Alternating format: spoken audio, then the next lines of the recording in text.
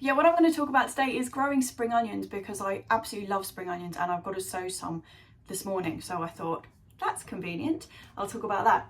I was supposed to be doing a plot tour this morning, but it is blowing a gale outside and torrential rain, and I didn't really fancy it, to be honest. It's absolutely atrocious weather out there, and my whole Instagram feed is just full of terrible, tragic stories of polytunnels being blown away and poles snapped and all that kind of stuff. So I really hope you haven't received too much damage in your gardens, because to be honest, I was at work all day yesterday and I'm not used to working a Friday, you see. Thought I had a whole day before I had to put this video out, so it was all a bit of a kerfuffle. But it does mean that I haven't actually gone up to the allotment yet to just check if we've got any damage, so I'm really hoping that everything's all right up there. But I'm going up there this afternoon to film for the vlog, so you'll see on Tuesday if there was any damage. So spring onions are one of the easiest things you can grow. They are just problem-free, basically. Okay, my absolute favourite variety of spring onions, and I do grow quite a few of them, is a variety called Lilia.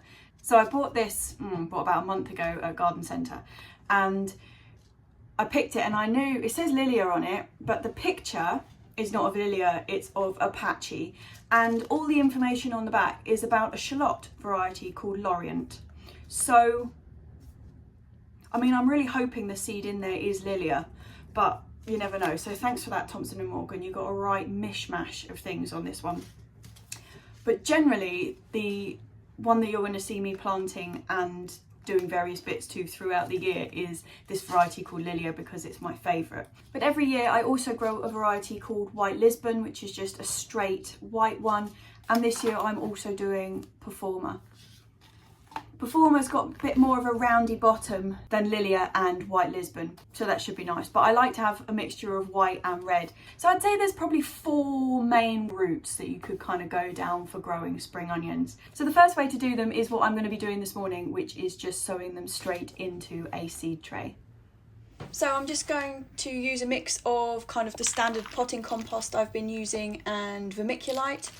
To pot this on, I'm just going to cover up that man's face because I don't want him to be looking at me, and yeah, that's all I'm using. Just going to squash it in here. Normally I would use another one of the same pot to squash it down rather than my fingers, which makes it a bit more even, but I don't have any with me, they're all up at the plot, so fingers it is. This compost is quite dry, so I'm going to give it a water before I sow the seeds.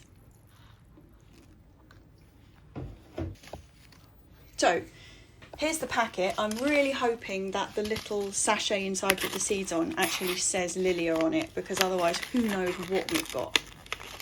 So, and it does. Excellent, we are Lilia.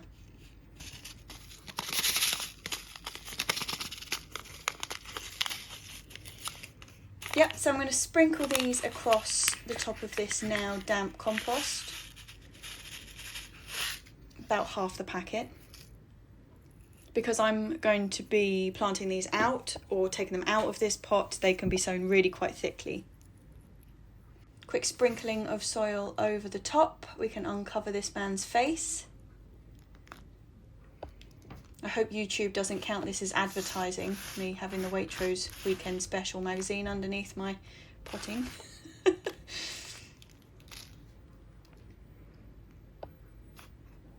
I am not sponsored by Waitrose.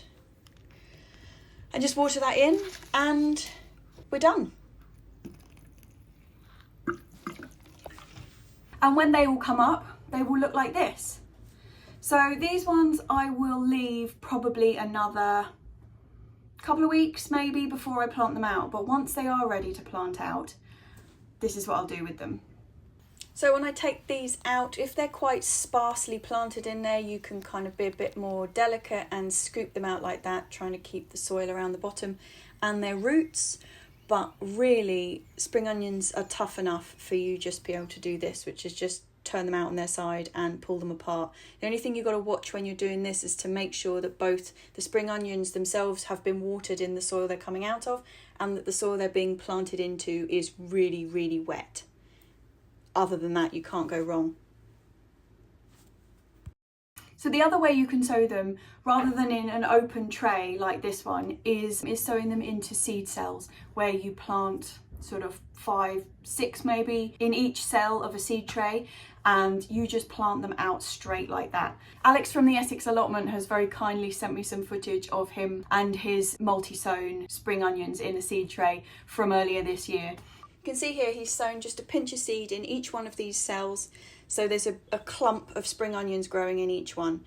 And he's growing for CSA Veg Box, so he's doing it on a scale much, much larger than I am. That scale, labour saving, is really important. When you plant out clumps like this, you get competition within the group, and you are picking each one as it's becoming ready, which kind of gives you an inbuilt successional sowing type system, which is brilliant for space saving and time saving. Thanks, Alex, I really appreciate that. So another way of sowing them is just to direct sow them straight into the soil. So I've already hosed down this soil, so it is pretty soggy already before I sow into it, and I'm just going to mark out my drills. You can do narrow drills like this, or you can do a wide drill. It doesn't really matter, I'm just going to do 2 narrow ones. This clip is from earlier in the summer, and you can see I was sowing Lilia then. Can you see how different a shape that picture is than the ones on the other packet? Yeah, totally different. Onion and spring onion seed, etc. is all quite coarse, which makes them really quite easy to just pinch sow, because if seed is really, really fine, it can be very difficult to do that way, but onion seed works great. And then it's just a case of taking a pinch and running them up these drills. I'm sowing pretty thinly because these ones are not going to be moving, they're going to stay in place. So a bit like how Alex's were competing in their bunches, these are going to be competing in their rows.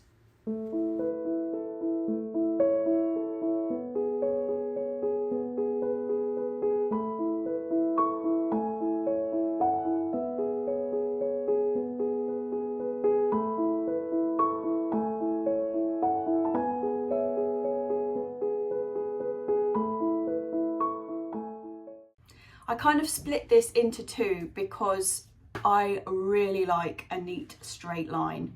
Okay, so yes, I do grow vegetables to eat them. Honestly, I do. It's not just an exercise and enjoying myself. But my other method is, rather than just direct sow. So if you direct sow and you sow them relatively thinly, you just leave them there. It's as simple as that. You leave them there, they germinate, they become spring onions, you pick them out, a bit like with Alex's, where he's multi-sown them in those cells. He's plonked them in the ground, sort of 5 or 6 in a group, and they will compete with each other. So you get one gets big much faster, you pick that one, you know how it goes. And it's the same when you just direct sow straight into the ground, sow them thinly, and you pick them as each one becomes ready.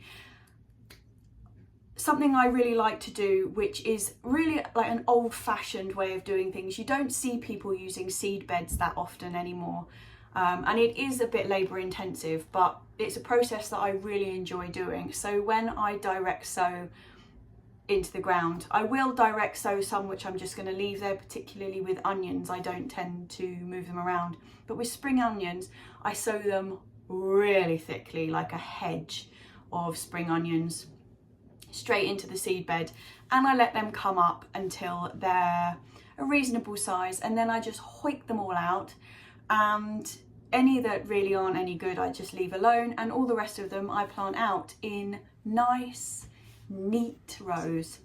So these 2 rows here they're sown so thickly that the spring onions wouldn't really compete well enough to kind of produce anything. So I'm just giving them a really good soak, and then I'm just pulling them out in clumps. You can see they don't look that close actually from above, but when I'm pulling them out you can see like how thick the clumps are. So I'm just going to take these out and transfer them into another bed. There's masses of them. That's just me pulling them out. I haven't cleaned the soil off them or anything. That's how dense they were. So once again, it's pre-water the soil and get planting. This is like meditation, I'm telling you.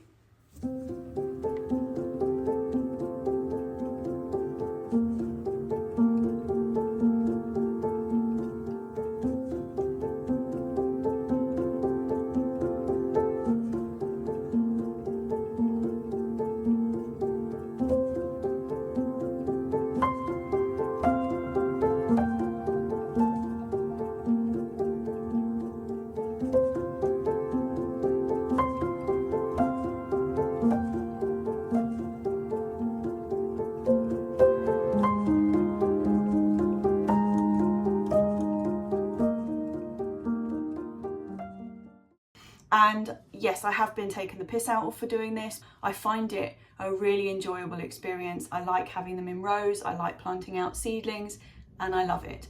You can also do this if you accidentally like really oversow your spring onions in your direct sow.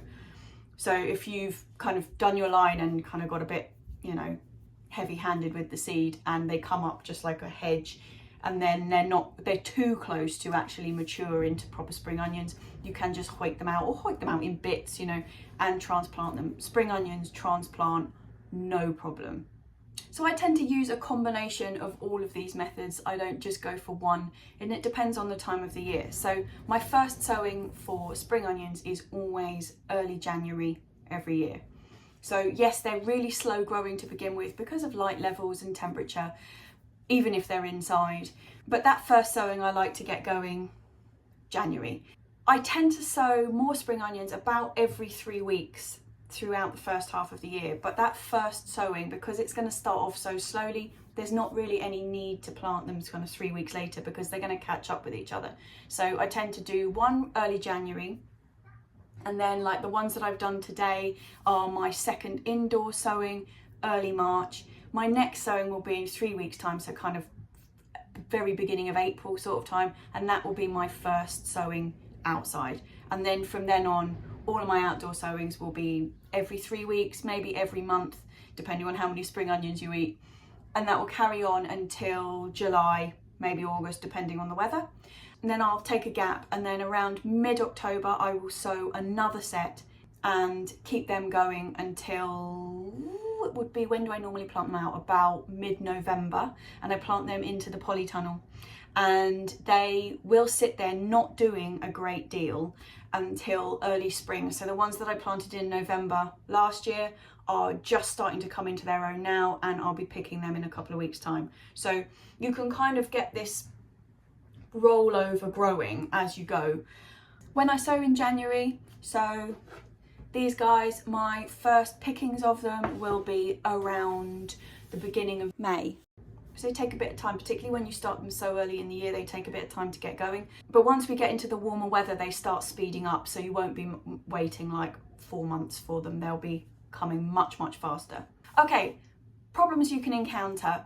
Actually, spring onions are pretty problem-free. So generally with alliums, and most of us have to cover our alliums with some kind of mesh to stop the allium leaf miner getting in, but actually with spring onions you can get away with it because they're in the ground for such a short amount of time that the allium leaf miner doesn't really have a chance to get hold, and it's not that much of an issue. I get allium leaf miner to different degrees every year on my longer leeks. So I've talked to you before about nipper, which is a really short-term leek.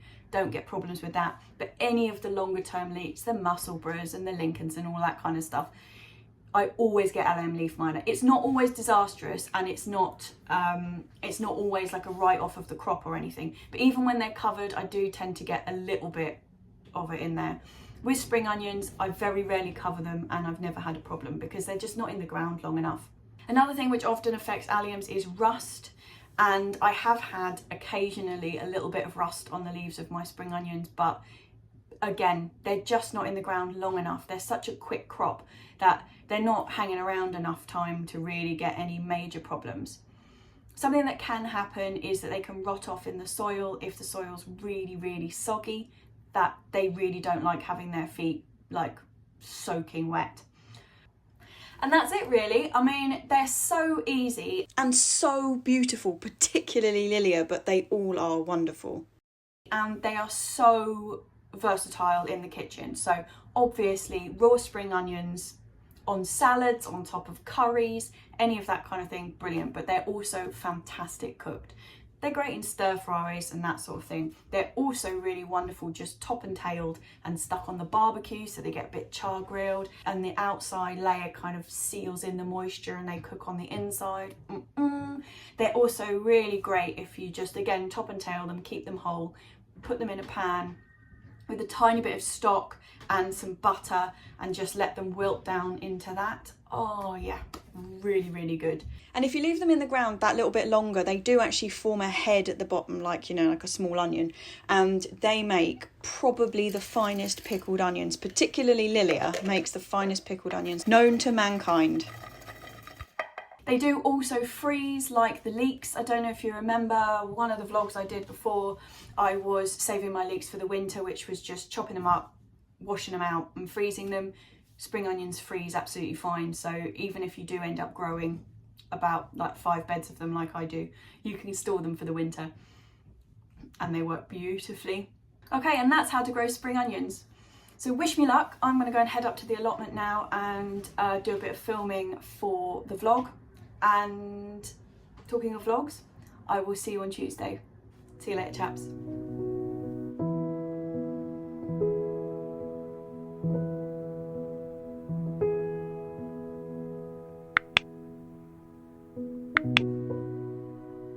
And there's loads of different ways you can do them.